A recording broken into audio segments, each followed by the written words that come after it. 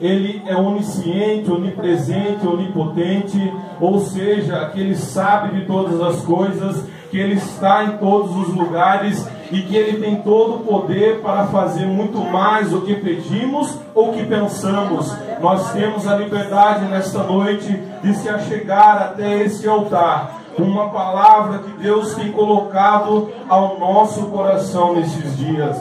E confesso aos irmãos que é uma palavra que, se eu pudesse escolher, eu não pregaria, mas como eu não fui chamado para fazer aquilo que eu quero, eu então apenas tenho que obedecer à voz do Senhor e compartilhar com a igreja aquilo que o Senhor tem me pedido nesses dias. Nós estamos diante de uma leitura bíblica, a qual a palavra diz que o texto diz que é a parábola do fariseu e do publicano. É muito importante deixarmos claro essas três circunstâncias e poder estar dividido com os irmãos, mesmo que alguns já conhecem, a grande maioria já conhece, o significado de cada circunstância. A palavra vem dizer que Jesus, ele contou uma parábola, ou seja, parábola significa uma história da vida cotidiana, uma comparação que é usada para trazer uma verdade moral ou espiritual. É uma ilustração que faz nos entendermos com uma facilidade maior algo que traz uma verdade que nós não podemos deixar de ter na nossa mente e no nosso coração. Também vem dizer nesse título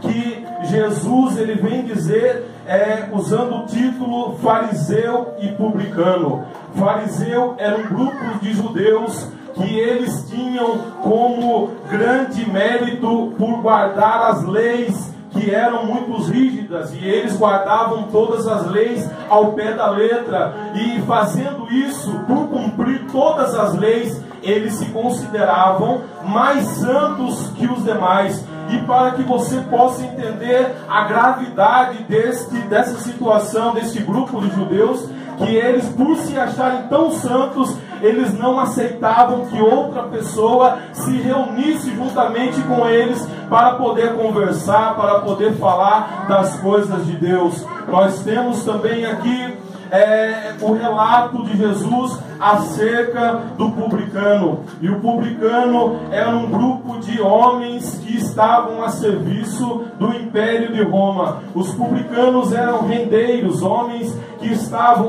judeus que foram colocados pelo Império Romano para receber os impostos, coletar os impostos do povo de Israel. E eles não eram bem vistos pelo povo judeu, eles eram considerados traidores, porque sendo judeus, eles serviam ao Império de Roma. E se não bastasse isso, eles estarem ali coletando os impostos para o Império de Roma, eles colocavam uma carga pesada sobre o povo. O Império pedia para cobrar 100, eles cobravam 120, 150, 200. Eles eram tidos como os ladrões pelo povo de Israel. Mas interessante que nem todos os publicanos eram ladrões, não. Nós podemos observar no mesmo Evangelho de Lucas, no capítulo 3, a partir do verso 12, que alguns publicanos se arrependeram e eles aceitaram a Jesus, eles aceitaram a fé e eles foram batizados. E logo após ser batizados,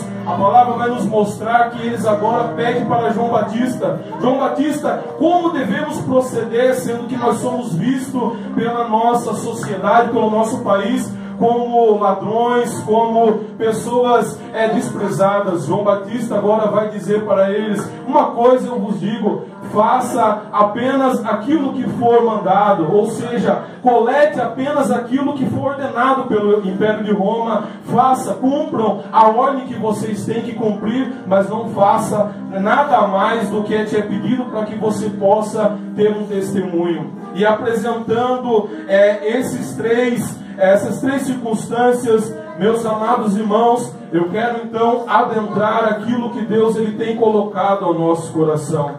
Nós estamos chegando a esta noite, a esse culto, aonde é o culto que é celebrado a Santa Ceia do Senhor. Mas é bem verdade que na vida do cristão, e eu falo isso por experiência própria, que muitas das vezes nós ouvimos nesse altar ou em qualquer igreja onde será celebrada a Santa Ceia, que é um culto de vitória, que é um culto de alegria, mas acontece algo na grande maioria do povo de Deus, que nós chegamos no culto de Santa Ceia com um sentimento de derrota. Nós chegamos no culto de Santa Ceia se sentindo triste, se sentindo abatido, se sentindo não merecedores de participar. E eu vou mais além ainda, chegamos muitas vezes a chegar nesta igreja ou em qualquer lugar que está sendo ministrada a Santa Ceia, com o nosso coração dizendo assim: hoje eu não vou participar, hoje eu não vou participar porque eu errei, hoje eu não vou tomar a Santa Ceia porque eu falhei nesse mês.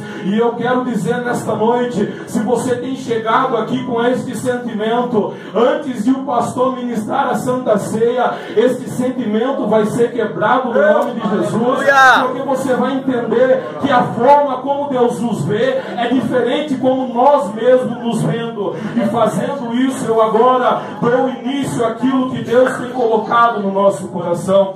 Quando nós falamos acerca da igreja reunida do Senhor Jesus, logo vem na nossa mente 4 paredes, uma construção onde o povo se reúne, e nela contém o altar, nela contém os músicos, nela contém os grupos, as pessoas celebrando, glorificando, cantando, algumas caladas, porque Deus também, Ele respeita quem glorifica, Deus respeita quem também é conservador e gosta de ficar mais quietinho, Deus respeita aquele que pula muito e aquele que fica sentado no seu lugar, Deus respeita. Então que nós possamos ter esse entendimento, mas dando a continuidade naquilo que Deus tem colocado no nosso coração. Nós temos compreensão de igreja com uma fachada na frente que diz assim: Assembleia de Deus, Igreja do Evangelho Quadrangular, Igreja Batista, mas na verdade igreja vai muito, muito além de apenas uma construção física. Igreja sou eu, igreja é o pastor, igreja é o diácono Neto, o irmão Josenildo, a cada um que está sentado aqui nesta noite. Nós somos a igreja do Senhor Jesus, e a palavra de Deus vai nos dizer em Colossenses no capítulo 1, a partir do versículo 18, que nós somos a igreja e Cristo, Jesus Cristo, é o cabeça da igreja. Eu louvo a Deus, porque para Deus não existe ministério, para Deus não existe denominação, nós todos somos um povo só, aleluia, com uma cabeça que comanda, que governa, que está, aleluia, no controle de todas as coisas. E eu quero compartilhar convosco, eu tenho 28 anos de idade, eu já vi falar de transplante, aleluia, transplante de coração, transplante de olhos, de córneas, eu já vi falar acerca de transplante de vários órgãos humanos, mas eu nunca ouvi falar que foi feito transplante de cabeça, e eu acredito que eu vou morrer sem ver isso acontecer, porque a cabeça não pode ser mudada, a cabeça não pode ser tirada, porque nela contém o comando, nela contém, aleluias, tudo aquilo que acontece com o nosso corpo, todas as reações que acontecem no nosso corpo, vem da nossa cabeça, vem do nosso sistema nervoso, que comanda as ações do meu braço, da minha perna, que faz eu poder caminhar. E o interessante, aleluias, que Jesus Cristo, como cabeça da sua igreja, Ele abre, Ele faz o mover, Ele realiza. Ele abriu esta porta neste lugar, para que aqui fosse pregada a sua palavra, porque Ele está no comando. Aleluias, Ele colocou o pastor Eliseu, porque Ele está no comando. Ele colocou o evangelista Gustavo, porque Ele está no comando. Ele colocou um grupo de jovens aqui, porque Ele está no comando. Ele tem chamado você e tem te dado algo a fazer. Ele está no comando. Maravilha! É Deus, aleluia! Glória a Deus. E a partir dessa compreensão que a igreja é um corpo e que Cristo é a cabeça da igreja, nós podemos agora adentrar em 1 Coríntios no capítulo 12, aonde que diz que nós somos um só corpo que contém muitos membros. Glórias a Deus. Mas apesar de conter muitos membros, não deixa de ser corpo. E Paulo vai muito além. Ele diz que se um membro ele perde, todo o corpo perde. E se um membro ganha, todo o corpo ganha. E aqui eu quero abrir um parênteses essa noite e dizer que muitas das vezes nós temos visto um irmão nosso enfraquecido e nós temos, em vez de chorar junto, nós temos se alegrado, nós temos olhado, apontado e dizendo: olha lá, ele parou, olha lá, ele está fraco, olha lá, ele está errante. Mas o Senhor me trouxe aqui nesta noite para te dizer: se tem um irmão falho, se tem um irmão que está perdendo, todo o corpo está perdendo juntamente com ele. Meu Deus! Quando uma febre ataca o nosso corpo e a nossa imunidade baixa, todo o nosso corpo sente, os nossos músculos, nós perdemos a nossa disposição. Todo o corpo sente, glórias a Deus. Todo o corpo sente, glórias a Deus. E como igreja do Senhor Jesus, eu tenho a liberdade aqui nessa noite de dizer que há a igreja que adora, mas há a igreja que envergonha. Há a igreja que se alegra na presença do Senhor, mas também há a igreja que se entristece. Há a igreja que faz a obra, mas também há a igreja que não faz. Mas mesmo não fazendo, ela não deixa de ser igreja. Isso é que eu acho lindo, a maneira do Senhor ver as coisas. Não deixa de ser igreja, porque se eu sou a igreja e erro, eu sou uma igreja que está no erro, mas eu não deixo de ser igreja do Senhor. E sabe o que acontece? No tempo certo ele levanta. No tempo que lhe apraz, ele pega pela sua mão e levanta. Aleluia, glória a Deus. Glórias a Deus. Quantos momentos na minha caminhada que eu pensei não dava mais, mas ele me levantou. Aleluia! Quantas vezes na sua caminhada você pensou que não merecia mais, mas ele levantou você novamente e te colocou de pé. Sabe por quê? É porque você mesmo, estando fraco, você não deixou de ser igreja. Você continuou fazendo parte do corpo de Cristo. Quando uma mão, um braço perde um movimento, ele está ali, ele não está se movendo, mas ele está ali no corpo, ele faz parte do corpo. Não deixa de ser corpo. Mas meu irmão, e se for amputado, vai ser um corpo imperfeito, um corpo com falta de um órgão. Glórias a Deus. Mas a obra de Deus ela é perfeita. A palavra de Deus vai dizer que aquele que começou a boa obra é fiel para cumprir até a volta de Jesus Cristo. E aí eu começo a entender que aquele que começou a boa obra, Deus da fundação do século, como diz em João 1, ele não faz uma obra incompleta, não. A obra dele tem que ser completa, porque ele está no controle, ele tem todo o poder. Aleluia. E eu quero dizer com isso nessa noite, que se você está sentindo como um braço que não tem movimento, como um dedo que não tem movimento, o Senhor Jesus, ele me traz aqui para te dizer uma palavra. Ele tem algo na sua vida, ele quer, aleluia, renovar a sua vida, porque até a volta dele, ele conta contigo. Você faz parte do corpo. Aleluia.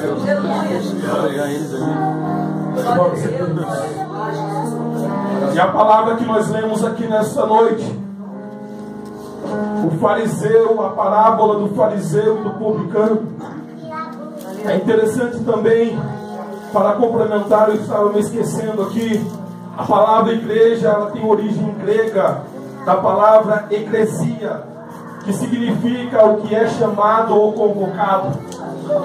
A palavra igreja vem da palavra grega eclesia, que significa o que é chamado ou convocado. Olha que coisa linda.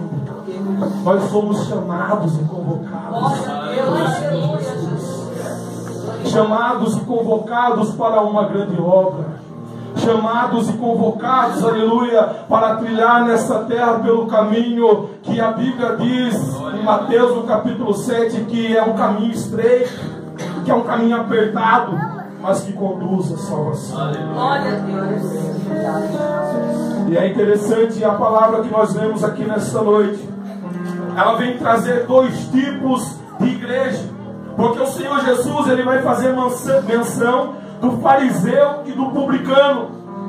Mas nós podemos fazer a comparação de dois homens que são igrejas, como nós já compartilhamos aqui, a igreja fariseu e a igreja publicana.